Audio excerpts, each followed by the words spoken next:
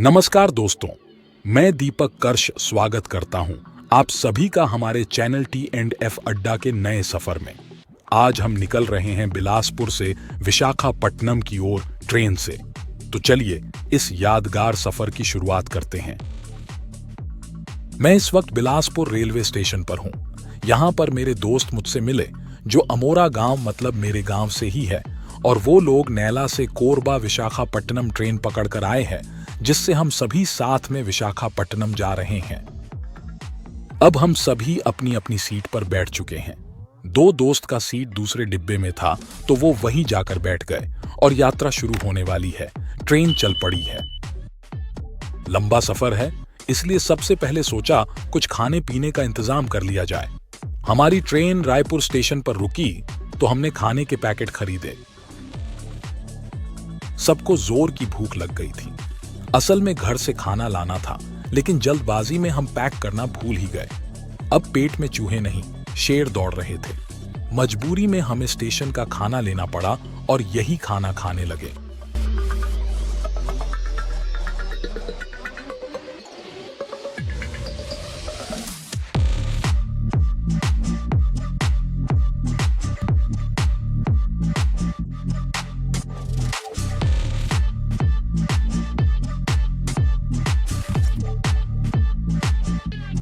लेकिन सच कहूं तो खाना बहुत ही खराब था।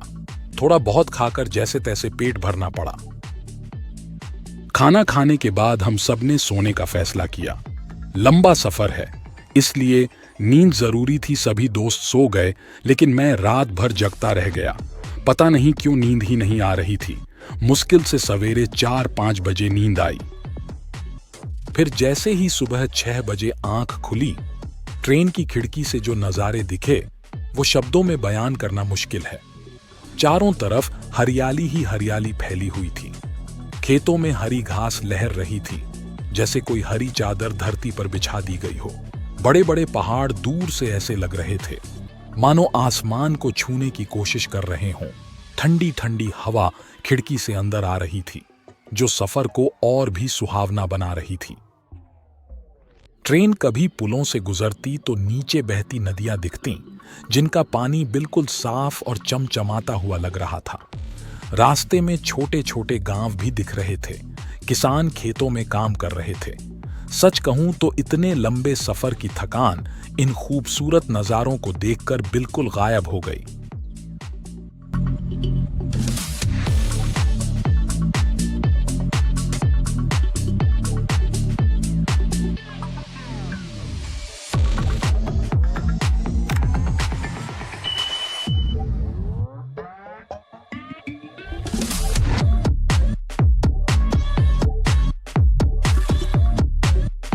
तो दोस्तों, आखिरकार हम पहुंच गए हैं खूबसूरत शहर विशाखापट्टनम। ट्रेन अभी प्लेटफॉर्म पर ही रुकी थी कि टैक्सी वाले भाई साहब ने हमको पकड़ लिया। भाई साहब बोले, चलो भैया, घूमना है, सस्ते में ले चलता हूं, 100 रुपये दे देना। अच्छा सा होटल भी दिलवा देता हूं एकदम सस्ते में। तो हमने भी सोचा, चलो सफर लंबा है, अब आराम से टैक्सी में बैठकर शहर घूमते हुए ठहरने का उत्तम व्यवस्था देखा जाए।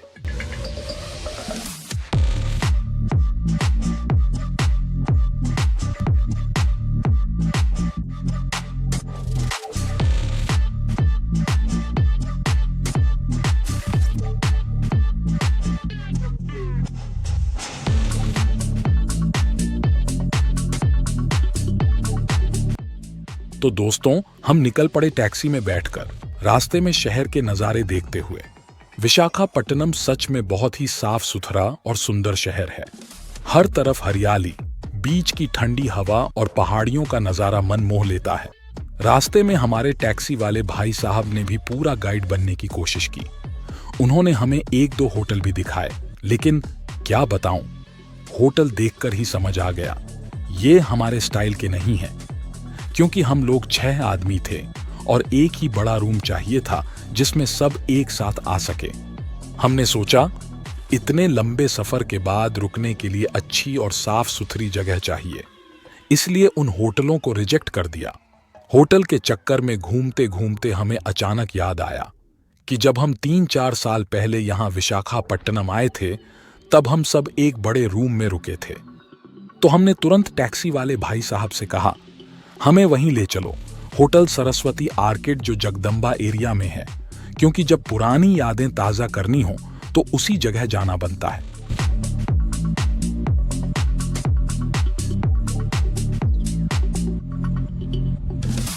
होटल पहुंचते ही जोर की भूख लग रही थी। हम लोग बिना समय गवाए अपने होटल के बाहर लगे एक छोटे से डोसा स्टॉल पर पहुंच गए। वहां की खुशबू ही इतनी लाजवाब थी कि मुंह में पानी आ गया। हमने वहां पर गर्मा गर्म डोसा, मुलायम इडली, कुरकुरा वड़ा और बोंडा मंगवाया। चटनी और सांभर के साथ इन सब का स्वाद और भी बढ़ गया। पहली ही बाइट में ऐसा लगा जैसे सारी थकान ही मिट गई हो। सच में होटल से बाहर यह छोटा सा स्टॉल हमारी यात्रा का पहला और शानदार स्वाद अनुभव बन गया।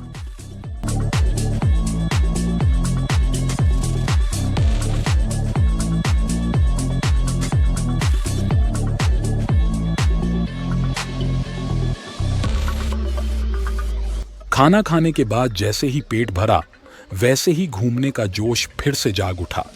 हम सबने मिलकर पास खड़े एक ऑटो वाले से बात की और निकल पड़े आर के बीच की ओर। ऑटो में बैठते ही हम लोगों की मस्ती शुरू हो गई। रास्ते भर हम एक दूसरे से मजाक करते रहे, हंसी ठिठोली चलती रही।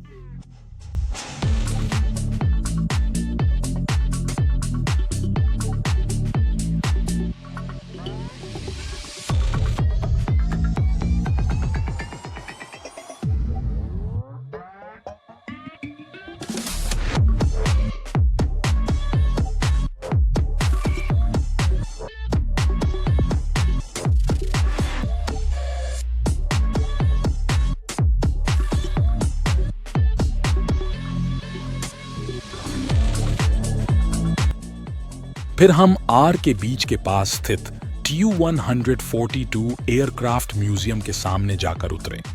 हमने तय किया कि सबसे पहले यहीं घूमना है, क्योंकि ये जगह वाकई खास लग रही थी। जैसे ही अंदर गए, चारों तरफ एयरफोर्स के इस ऐतिहासिक विमान की शान और तकनीक देखकर सब दंग रह गए। बड़े बड़े इंजन, पंखों की बनावट और अंदर की बनावटें देखकर ऐसा लग रहा था जैसे किसी असली ऑपरेशन मिशन का हिस्सा बन गए हो। हर कोई अपने अपने कैमरे से तस्वीरें ले रहा था और विमान की कहानियों में खोसा गया था। ये म्यूजियम सिर्फ एक जगह नहीं, बल्कि एक अनुभव था, गर्व, रोमांच और जिज्ञासा से भरा हुआ।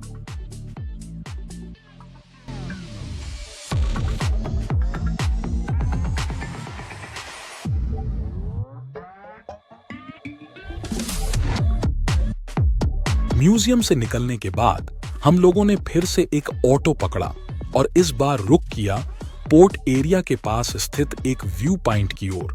ऑटो में बैठते ही फिर से हमारी मस्ती शुरू हो गई, लेकिन इस बार सब थोड़े एक्साइटेड भी थे, क्योंकि सामने समंदर और बंदरगाह का शानदार नजारा हमारा इंतजार कर रहा था। थोड़ी ही देर में हम उस व्यू पॉइंट पर पहुंच गए। सामने फैला विशाल समंदर, दूर दूर तक खड़े जहाज और ऊपर उड़ते पंछियों का नजारा। यहां पहुंचते ही थोड़ा सा मूड खराब हो गया, क्योंकि जैसी उम्मीद थी वैसा नजारा नहीं मिला। दरअसल ऑटो वाले भैया ने हमें यह कहकर बहला दिया था कि वो हमें पूरा पहाड़ दिखाएगा और पोर्ट एरिया का शानदार व्यू करवाएगा, लेकिन असल में वो हमें सीधे मछली बाजार वाले पोर्ट एरिया में ले गया। ना तो पहाड़ के ऊपर की ऊंचाई मिली और ना ही कोई खास व्यू पॉइंट। ऊपर से वहां मछलियों की गंध और भीड़ भाड़ ने मजा किरकिरा कर दिया। सब एक दूसरे को देख रहे थे और हंसी में ही बात टाल दी। चलो, ट्रैवल में थोड़ी ठगी भी एक्सपीरियंस का हिस्सा है। थोड़ी देर वहीं बैठकर समंदर देखा, फिर तय किया कि अब अगला पड़ाव कुछ अच्छा होना चाहिए। हम लोग वापस आर के बीच लौट आए। इस बार तय किया कि पेट पूजा अच्छे से होनी चाहिए, इसलिए एक अच्छे से रेस्टोरेंट में जाकर बैठ गए। रेस्टोरेंट का माहौल शांत और आरामदायक था। सबने अपने अपने मनपसंद डिश ऑर्डर की। खाने के बाद सबके चेहरे पर तृप्ति साफ दिख रही थी।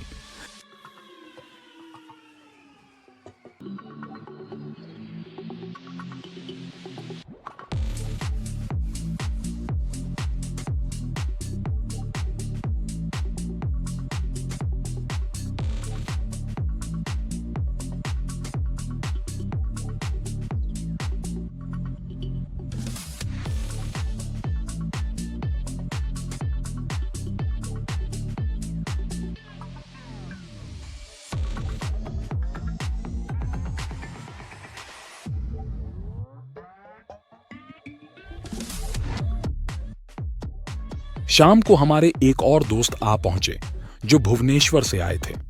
वैसे तो वो भी हमारे गांव के ही हैं, तो सीधे हमसे मिलने आ गए। एक दो दिन साथ घूमने और मस्ती करने के इरादे से उनके आने से खुशी और भी बढ़ गई, जैसे टोली पूरी हो गई हो। थोड़ा गपशप और चाय वाय के बाद सबने प्लान बनाया कि अब थोड़ा शाम की रौनक देखी जाए। हम निकल पड़े शहर में चौपाटी की तलाश में, कुछ छटपटा खाने और खुले माहौल में घूमने के लिए। रास्तों की ठंडी हवा खाते और हल्की बारिश का मजा लेते हुए हम लोग पैदल ही शहर की गलियों और सड़कों पर निकल पड़े। कभी कोई स्ट्रीट फूड का ठेला दिखता तो वहीं रुक जाते, कहीं फ्रूट चाट, कहीं मूंगफली, कहीं गुपचुप। हंसी मजाक और दोस्ती की बातों के बीच वो पैदल घूमना भी किसी खास सफर से कम नहीं लग रहा था।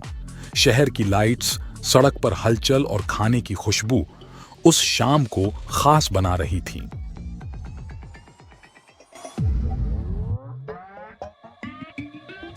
अगली सुबह जैसे ही आंख खुली, हम सब फिर से नए जोश के साथ तैयार हो गए। आज का प्लान था पूरा दिन विशाखापट्टनम का लोकल टूर करना। हमने एक गाड़ी फुल डे टूर के लिए बुक कर ली, जिसमें ड्राइवर हमें शहर के सारे मशहूर स्पॉट्स, बीच, हिल पॉइंट्स, मंदिर और म्यूजियम घुमाने वाला था। अब असली घुमक्कड़ी की शुरुआत होने वाली थी। कैमरे तैयार थे। आज का हमारा पहला स्पॉट है टेनेटी पार्क, टेनेटी बीच पार्क। एक छोटा सा स्वर्ग। यह पार्क विशाखापट्टनम के बीच रोड पर कैलाशगिरी पहाड़ियों के सामने स्थित है। यहां पहुंचते ही आपको बंगाल की खाड़ी का मनोरम दृश्य और पहाड़ियों की ठंडी हवा मिलेगी। हरियाली से भरी पैदल स्टॉप, बीच तक सीधा रास्ता और बीच में एक गोल पत्थर का सेंटर पीस होता है। बच्चों के लिए विशेष प्ले एरिया भी है और पार्क में बैठने व घूमने के पर्याप्त रास्ते, सड़कों की सुविधा है। टेनेटी पार्क का रुख किया तो वहां का नजारा देखा। पहाड़ एक ओर, समंदर दूसरी ओर, चारों ओर हरियाली, गहरी ठंडी हवा। यकीन नहीं हुआ कि हम शहर की भीड़ भाड़ में थे। घूमते वक्त एक और दिलचस्प चीज ने हमारा ध्यान खींचा। वहां समुद्र के किनारे एक बड़ा सा पानी का जहाज खड़ा था, जो दूर से देखने में किसी म्यूजियम या युद्धपोत जैसा लग रहा था। वो जहाज शायद किसी पुराने नौसेना अभियान से जुड़ा था। उसका आकार और बनावट देखकर ही अंदाजा लग रहा था कि वो किसी समय में कितना शक्तिशाली रहा होगा। लेकिन थोड़ा अफसोस इस बात का रहा कि उस जहाज के अंदर जाने की अनुमति नहीं थी। हम लोग दूर से ही उसकी तस्वीरें खींचते रहे और आपस में बातें करते रहे कि काश इसे भी एक म्यूजियम की तरह खोल दिया जाता। फिर भी उस विशाल जहाज को करीब से देखना अपने आप में एक रोमांचक और यादगार अनुभव रहा। समंदर की लहरों के साथ खड़ा वो लोहे का दानव जैसे आज भी अपनी कहानियां कह रहा हो। ऊपर से पूरे टेनेटी पार्क का नजारा वाकई कमाल का था। एक तरफ दूर तक फैला नीला समंदर, तो दूसरी ओर हरियाली से भरा सुंदर गार्डन, जैसे प्रकृति ने खुद पेंटिंग बनाई हो। रंग बिरंगे फूल, साफ सुथरी पगडंडियां और हल्की ठंडी हवा। वहां खड़े होकर मन को एक अजीब सा सुकून मिल रहा था। कुछ देर वहीं बैठकर फोटो खींचकर और चारों ओर की खूबसूरती को महसूस करने के बाद हमने अगला प्लान बनाया, श्री वेंकटेश्वर स्वामी मंदिर जाने का। अब हम धीरे धीरे पार्क से बाहर निकले और गाड़ी में बैठकर मंदिर की ओर रवाना हो गए। मन अब शांत था और वातावरण भक्तिमय हो चुका था। समुद्र की ऊंचाई से उतरकर अब हम उस जगह की ओर जा रहे थे जहां आत्मा को शांति मिलती है, प्रभु वेंकटेश्वर के दर्शन करने। अब तक का हर पल मस्ती भरा था और अब मन था प्रभु के दर्शन से दिन को पवित्र बनाने का। जाते वक्त पूरा रास्ता हरा भरा, साफ सुथरा था। श्री वेंकटेश्वर स्वामी मंदिर पहुंचकर जैसे ही हमने दर्शन किए, मन पूरी तरह शांत और भक्ति से भर गया। मंदिर का वातावरण बेहद पवित्र था। घंटियों की मधुर ध्वनि, धूप दीप की खुशबू और श्रद्धालुओं की आवाजों से माहौल पूरी तरह भक्तिमय हो गया था। प्रभु के दर्शन करने के बाद हमें वहां का प्रसाद मिला। कुछ देर मंदिर के प्रांगण में बैठकर मन को स्थिर किया और फिर हमने अपने अगले रोमांचक पड़ाव की ओर रुख किया, रामा स्टूडियो फिल्म सिटी। गाड़ी फिर से चल पड़ी। इस बार मस्ती के मूड में वापसी हो चुकी थी। सबने कैमरे तैयार कर लिए, क्योंकि अब हम जाने वाले थे एक ऐसी जगह जहां सिनेमा की दुनिया हकीकत से मिलती है। सेट्स, लोकेशंस और फिल्मी माहौल में एक नया ही अनुभव हमारा इंतजार कर रहा था। अब तक भक्ति का सुकून ले चुके थे और अब थी बारी मनोरंजन और हैरानी से भरे रामा फिल्म सिटी के सफर की। जैसे ही हम वहां पहुंचे, हल्की हल्की बारिश की बूंदें गिरने लगीं। हम पहुंचे रामा स्टूडियो, जो कि एक खूबसूरत और रोमांचक फिल्म सिटी है। यह जगह सिर्फ एक स्टूडियो नहीं, बल्कि एक सिनेमा की दुनिया है जहां असलियत और कल्पना का मेल देखने को मिलता है। यहां पहुंचते ही महसूस हुआ जैसे हम किसी फिल्म के सेट पर आ गए हों। हर तरफ सेट्स ही सेट्स, वो भी इतने असली जैसे अभी कोई सीन शूट होने वाला हो। यहाँ हिंदी और साउथ इंडियन की कई फिल्मों की शूटिंग हो चुकी है और अब भी कई बार लाइव शूटिंग देखने को मिल जाती है। हर सेट को इस तरह डिजाइन किया गया है कि कैमरे में बिल्कुल रियल लोकेशन जैसा दिखे। हम घूमते हुए सोच ही नहीं पा रहे थे कि ये नकली हैं। ऐसा लग रहा था जैसे किसी असली शहर में घूम रहे हों। यह जगह फिल्म प्रेमियों के लिए एक सपना है और हमारे लिए एक यादगार अनुभव। कैमरे से फोटो खींचते हुए, हर कोने को एक्सप्लोर करते हुए हम जैसे कुछ समय के लिए फिल्म की दुनिया का हिस्सा बन गए थे। रामा स्टूडियो का सबसे खास और यादगार हिस्सा था वो हिल टॉप व्यू पॉइंट, जहां से हमें एक साथ समुद्र, पहाड़ और खुला आसमान देखने को मिला। जैसे ही हम वहां पहुंचे, हल्की हल्की बारिश की बूंदें तेज गिरने लगीं। ठंडी हवा के साथ वो बूंदें चेहरे पर पड़ते ही एक अलग ही ताजगी महसूस हो रही थी। सामने दूर तक फैला नीला समंदर, उसके पीछे उठते हुए हरे भरे पहाड़ और बीच में बादलों से खेलता हुआ आसमान। कुछ देर हम सब चुपचाप खड़े रहे, उस नजारे को अपनी आंखों में भरते हुए। बारिश की हल्की फुहार, पहाड़ी ठंडी हवा और समंदर की लहरों की आवाज ने इस पल को पूरी तरह जादुई बना दिया। रामा स्टूडियो सिर्फ फिल्मों की शूटिंग की जगह नहीं, ये एक ऐसा अनुभव है जहां प्रकृति और कल्पना का मिलन होता है।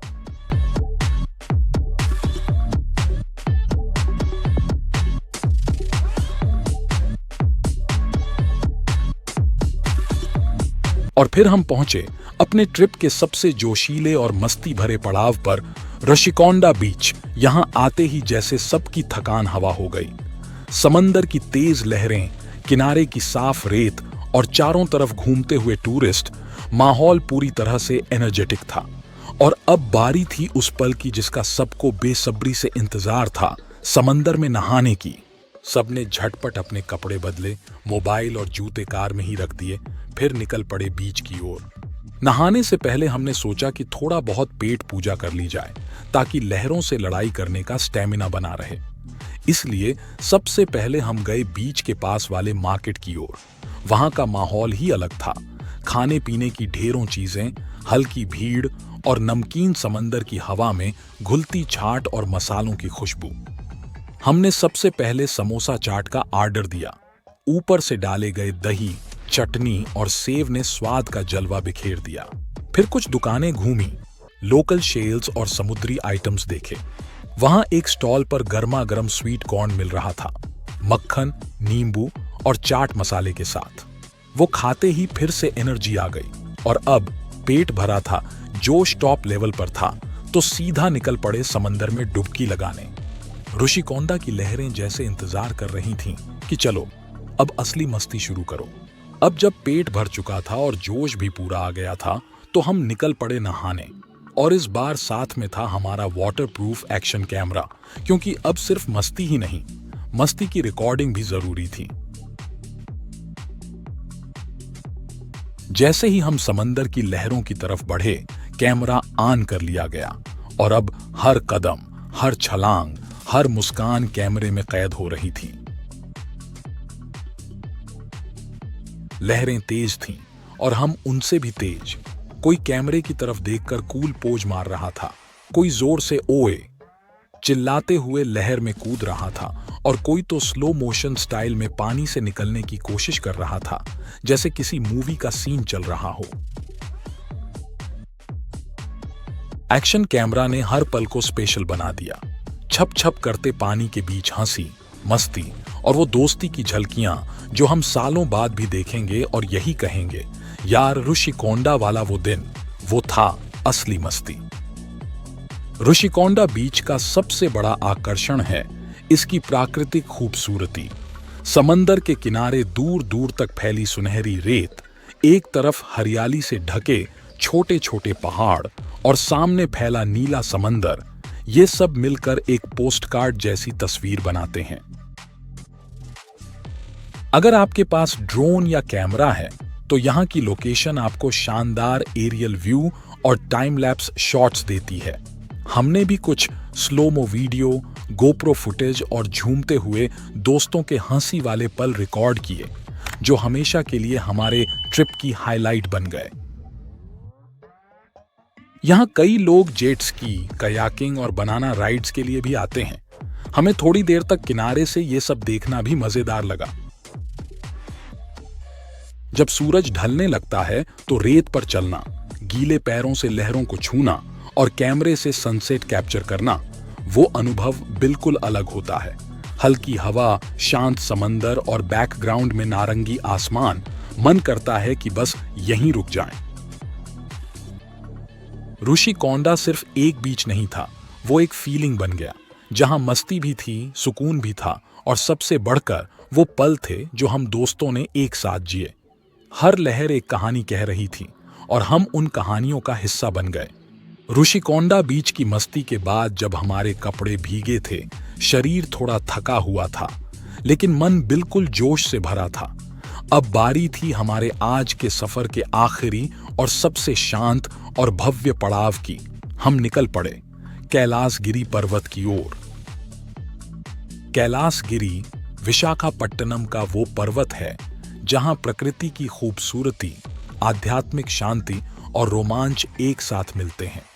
यह जगह समुद्र तल से लगभग 360 फीट ऊपर स्थित है और वहां पहुंचने के बाद जो नजारा दिखता है वो शब्दों से परे होता है।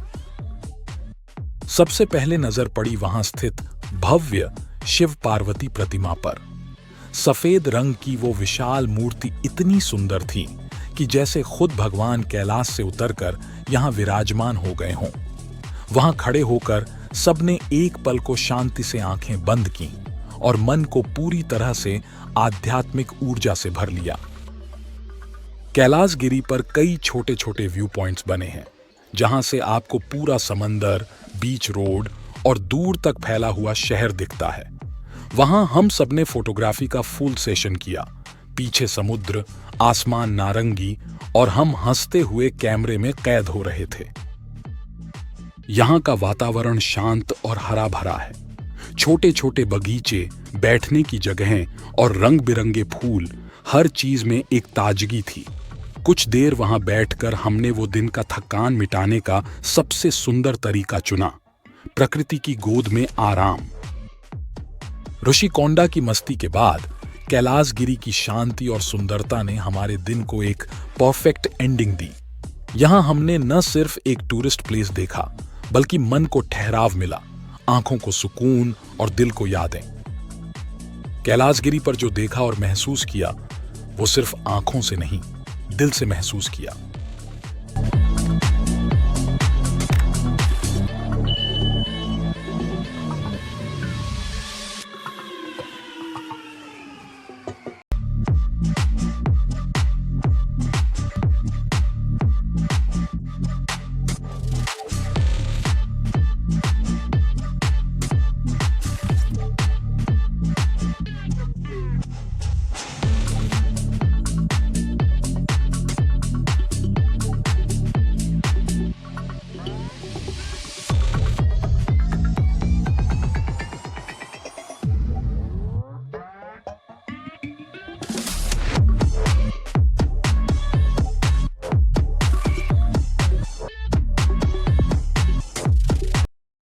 तो आज का सफर यहीं समाप्त करते हैं, क्योंकि वीडियो थोड़ा लंबा हो गया है। कल हम निकलेंगे अराकू वैली की ओर, जिसकी झलक आपको अगले पार्ट में देखने को मिलेगी।